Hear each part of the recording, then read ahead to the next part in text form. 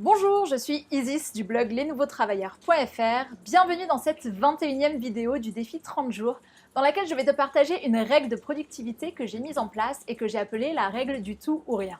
Est-ce que ça t'est déjà arrivé d'ouvrir un email, de passer 3 minutes à le lire et à la fin de te dire « Oula, trop compliqué, j'ai la flemme de m'occuper de ça maintenant ». Et qu'est-ce qui se passe si tu prends cette décision de ne pas t'en occuper maintenant ?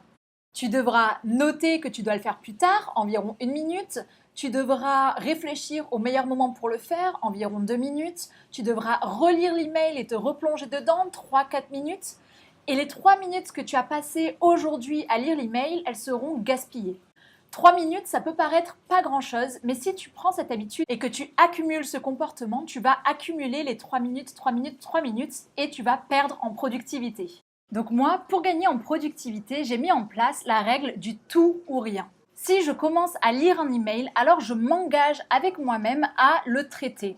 Et si je sens que je n'ai pas le temps pour traiter cet email, alors je ne l'ouvre pas. Alors attention, parfois on a besoin de scanner ces emails pour voir ce qui est urgent ou pas et savoir à quoi on va répondre. Mais je considère que scanner et lire de façon très concentrée un email, c'est différent. Donc là, je parle vraiment du fait de passer du temps à lire un email pour finalement ne rien en faire. La difficulté qu'on rencontre avec cette règle, c'est la flemme. Et comment est-ce qu'on fait quand on a la flemme de s'occuper de traiter l'email une fois qu'on l'a lu ? On se force.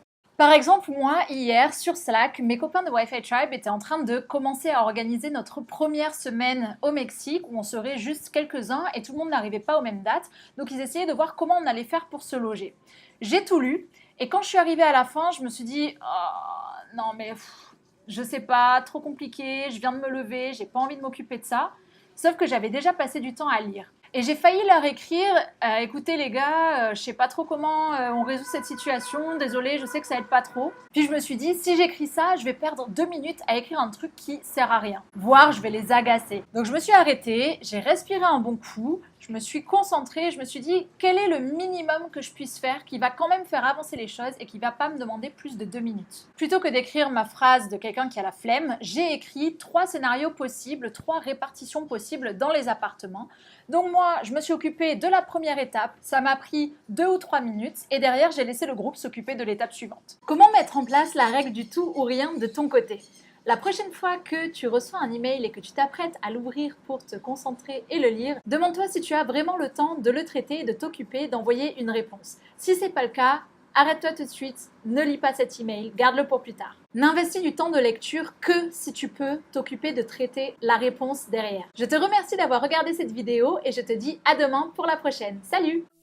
Pour recevoir les nouvelles vidéos du défi 30 jours chaque jour, abonne-toi à la chaîne. À bientôt!